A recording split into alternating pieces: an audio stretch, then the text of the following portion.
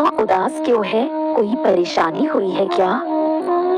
हाँ, भैया घर नहीं बनवाएंगे अंजलि, इसीलिए आज मैं बैंक गया था लोन के सिलसिले में। सोचा कि घर मैं खुद बनवा दूंगा।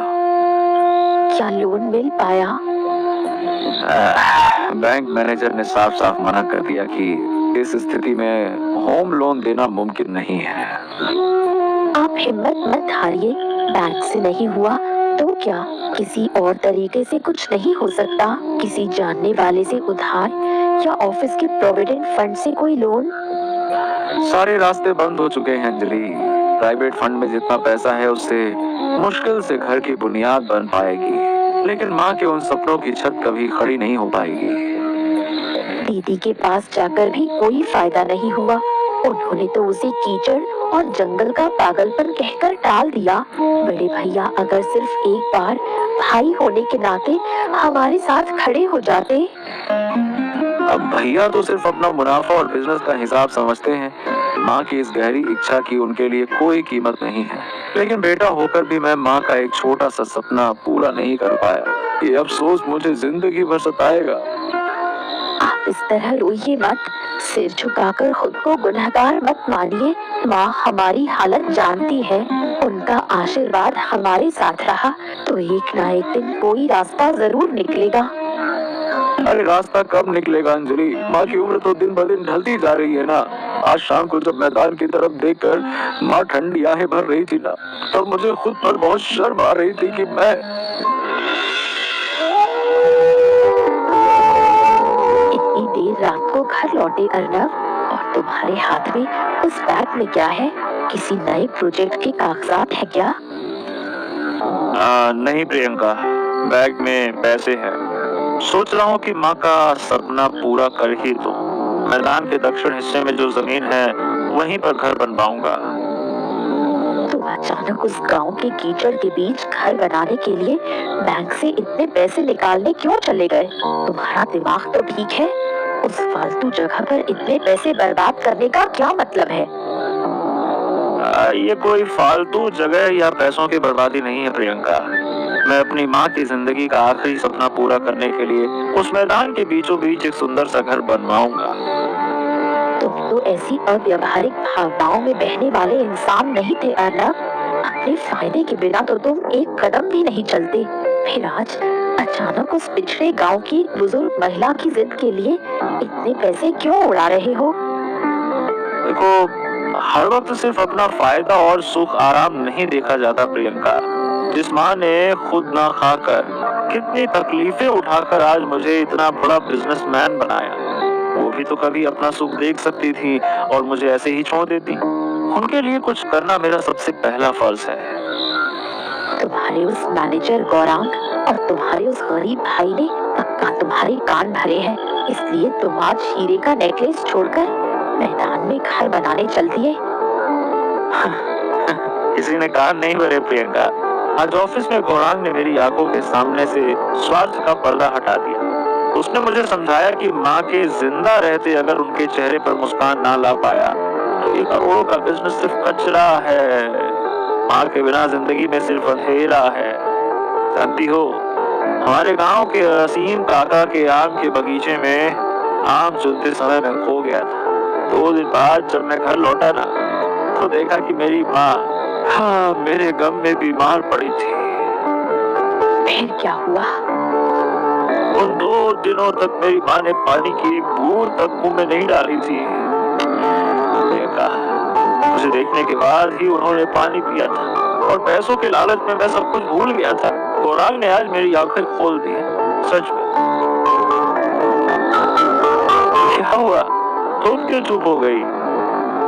तुम्हारी बातें सुनकर मुझे भी अपनी माँ की याद आ गई। एक बात माननी पड़ेगी, पैसों ने हमें इंसान से जानवर बना दिया था।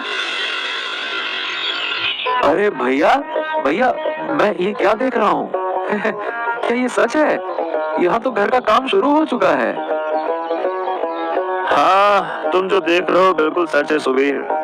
यहाँ हमारे सबसे प्यारे इंसान के लिए एक खास सपनों का महल बनाने का काम शुरू हो रहा है। मुझे तो यकीन ही नहीं हो रहा है। माँ को जब पता चलेगा तो वो कितनी खुश होगी। मैं अभी जाकर माँ को बताता हूँ भैया, अभी लेकर आता हूँ, रुको। अरे अरे देखना, इसी बारिश के मौसम में हमारे सपनों की छत खड़ी हो जाएगी। लेकिन हाँ, माँ को अभी बताने की जरूरत नहीं है, अभी रुको रुको रुको। ठीक है भैया, जब आप कह रहे हैं तो मैं अभी कुछ नहीं बोलूंगा, लेकिन मजा आ गया। अच्छा सुनो सुबीर, मैं बिजनेस के काम में व्यस्त रहता हूँ, इसलिए यहाँ रोज नहीं आ पाऊंगा। तुम थोड़ा देख रेख रखना ताकि मजदूर काम में लापरवाही ना बरतें। अरे ठीक है भैया, आप बिल्कुल चिंता मत कीजिए, आप देखिए कैसा मस्त बनता है।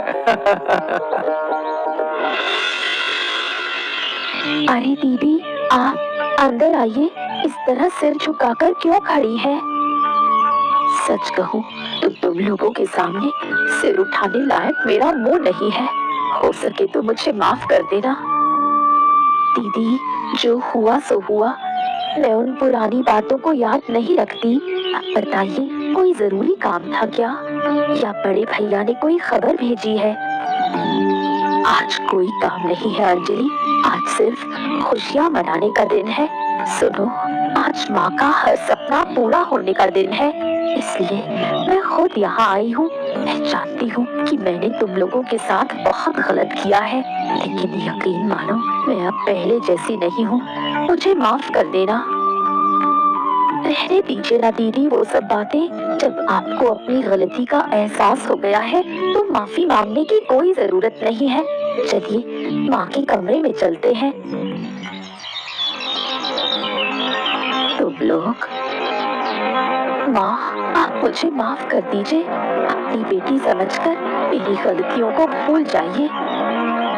अरे, तुम दोनों ही तो मेरी बेटियां हो। माँ, आज हम आपको बहुत सुंदर तरीके से सजाएंगे। तुम दोनों मिलकर मुझे अलमारी में रखी ये कीमती साड़ी क्यों पहना रही हो बहू? आज क्या घर में कोई खास उत्सव है? आज कोई आम उत्सव नहीं है माँ, आज आपकी जिंदगी का सबसे बड़ा त्योहार है। आप बस आराम से बैठिए, दीदी आपके बालों में सुंदर फूल लगा देगी। तुम लोग मुझसे क्या छुपा रही हो? सुबीर भी दिखाई नहीं दे रहा और अर्नब भी बहुत दिनों से नहीं आया। मुझे इस तरह नई दुल्हन की तरह सजाने का क्या मतलब है? उफ माँ, इतने सवाल मत कीजिए। आज आप बहुत सुंदर लग रही हैं।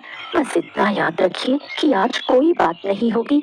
सिर्फ हमारे साथ कदम मिलाकर आपको उस मैदान की तरफ चलना होगा। माँ, इस बारिश के बादलों को आज मैं तुम्हारे करीब ले आया। लो, अपने इस सपनों के बादलों को छूते हुए घर की चाबी आज अपने हाथ में लो। अर्नब बेटा, तूने आखिरकार मेरे दिल की बात याद रखी। मैंने तो सोचा था कि मेरी ये अधूरी इच्छा बुढ़ापे के साथ ही खत्म हो जाएगी।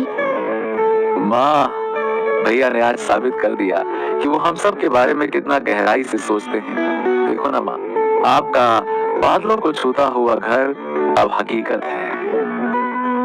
माँ, पहले मैं समझ नहीं पाई थी। आज इस मैदान के बीच आपके घर के बरामदे में खड़े होकर महसूस हो रहा है कि बादलों के इतने करीब कितनी शांति मिलती है। हमें माफ कर दीजिएगा।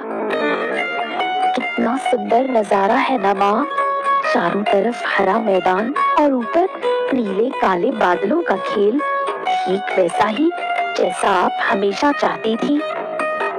आज मेरे सारे दुख इस बारिश में धुल गए अर्नब। मैं इस घर के लिए नहीं रो रही हूँ। आज तुम बच्चों को इस तरह एक साथ और प्यार से देखकर मेरा दिल भर आया है। और मुझे माफ कर देना माँ, मैंने बहुत देर कर दी। और अब से ये बादल, ये बारिश और ये मैदान